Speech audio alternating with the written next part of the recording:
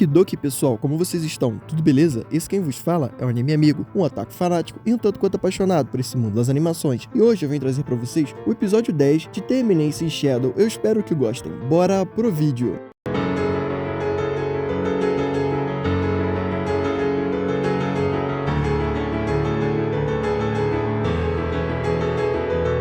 O episódio já começa com as integrantes da Shadow Garden vestidos de colegiais japoneses, tipo, pra quê, bicho? E bom, vemos elas conversando sobre a traição da 666, e vemos que essa par deliciosa aqui era a instrutora dela, e que está arrependida de não ter dado jeito nela na época. As garotas falam que o Shadow foi em pessoa ver o caso, e elas ficam enchendo a bola do Shadow durante toda essa conversa, falando que ele é incrível, maravilhoso, e esse tipo de coisa. Enquanto isso, vemos o Shadow comendo um bolinho, e pensando sobre como ele vai fazer pra encontrar com a Rose, e bom, ele fica delirando sobre outras coisas. Quando ele escuta a Epsilon chamando ele, ela quase chama ele de Shadow no meio de todo mundo, mas no meio da frase, ela chama ele de Cid e diz que está feliz em vê-lo. Ela agradece pelas ajudas que o Shadow deu a ela e explica que ela conseguiu ganhar muita influência dentro do Palácio Real, tocando piano com base no que o Shadow ensinou pra ela. Ela se agarra no Shadow e começa a esfregar os peitões nele, e o Shadow fica pensando que aquilo ali é tudo slime, e começa a falar que o modo que eles estão balançando é errado, se levar em conta a gravidade, o cateto da hipotenusa da casa do vocês sabem o que. E bom, começa a ter seus devaneios absurdos sobre tudo que estava rolando ao seu redor. E quando ela pergunta o que o Cid estava pensando, ele diz que pensou em recompensar os esforços dela, e ela se chega mais no Cid e fala sobre o alvo deles, e que, bom, alguns dos seus espiões que estavam infiltrados no palácio já tinham sido descobertos. Aquele homem que está por trás da morte do rei chega e vê a cena e se apresenta, dizendo estar ansioso para ouvir a Epsilon tocar de novo uma de suas músicas, pois elas estão bem à frente do tempo deles. O Cid começa a divagar sobre o homem e pensar que ele é o clássico aristocrata,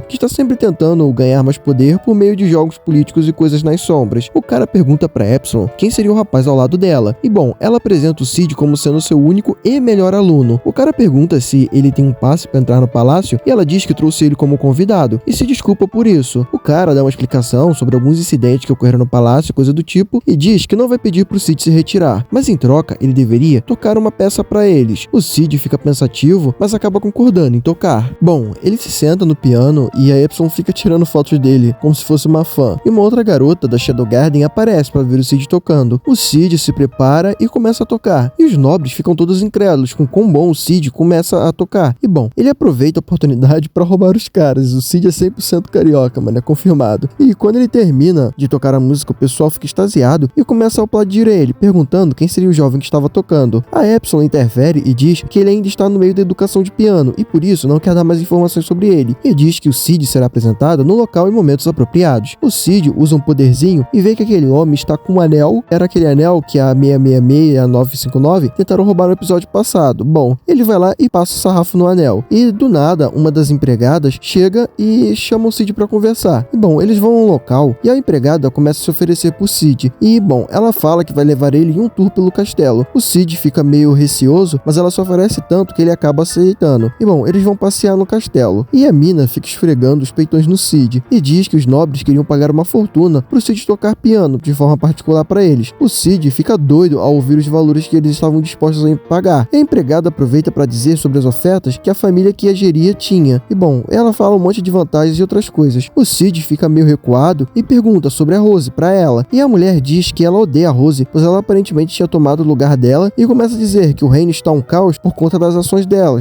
No caso, o fato dela ter matado o rei e ter dado no pé gerou muita instabilidade política. O Cid descola da menina e sai de fininho, até ele encontrar um guarda barrigudo, que começa a descer o esporrão nele por algumas merdas sem sentido, sobre ele receber a atenção das mulheres e coisas do tipo. O Cid começa a se desculpar e o homem fica pistola. E bom, ele chega mais perto do Cid e começa a falar umas coisas meio esquisitas sobre a empregada e diz que o Cid está perto demais dela. E começa a falar que ele tem um amor predestinado e proibido com a empregada e umas outras asneiras que, bom, não é isso que parece pelas caras de medo que a garota faz de tonelada. Mas enfim, flashback acaba nessa cena patética do cara falando sobre esse amor proibido e o Cid faz o que sabe fazer de melhor, dar no pé de fininho e deixar esse doido para trás. Vamos a 666 na furada em que ela se meteu, deixando a Shadow Garden, e do nada ela vê o Cid e sai correndo até ele e o abraça, dizendo que estava morrendo de saudade e queria vê-lo. O Cid diz que também queria vê-la e bom, eles começam a conversar sobre o casamento dela. Ela explica que vai se casar e pede pro Cid esquecer toda aquela promessa que ela tinha feito para ele e aquela outra história dela se tornar uma tirana. O Cid começa começa um papo motivacional dizendo que é igual a ela, pois ninguém entende o verdadeiro sonho dele. E ela diz que vai entender o sonho dele mesmo que o mundo inteiro o rejeite. Eles continuam uma conversa meio esquisita e o Sid pergunta os motivos dela ter voltado pra capital, depois de ter feito tudo aquilo.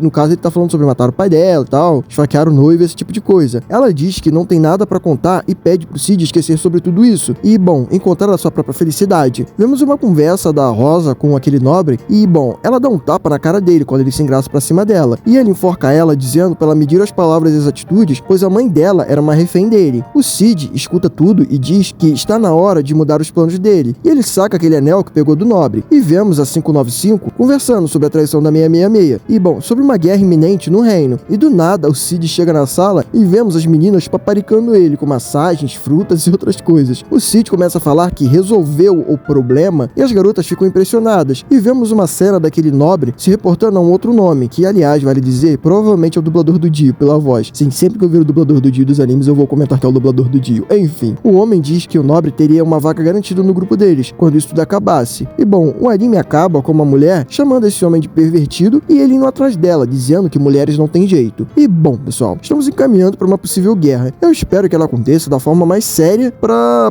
gente ter algo mais sério na obra, porque isso tem potencial para ser algo legal. Eu acho engraçado as piadas, como no arco passado, que teve toda uma construção de clímax pro arco da torre e teve aquela quebra de clima com o Sid só explodindo a porra toda, dando uma de doido. Mas eu quero ver algo mais sério na obra porque ela tem um potencial legal. Mas enfim, fora isso, vemos o Sid com seu Shunibyo de sempre e as garotas acreditando nesse papo de maluco dele. Bom, vamos ver como esse arco vai progredir, né? E é isso, pessoal. Obrigado por assistirem até aqui. Se gostaram do vídeo, considere dar um like e se inscrever no canal. Não custa nada pra vocês, mas ajuda muito esse otaku a tentar viver o seu hobby favorito. Obrigado por tudo e até a próxima. É Psy Kogru.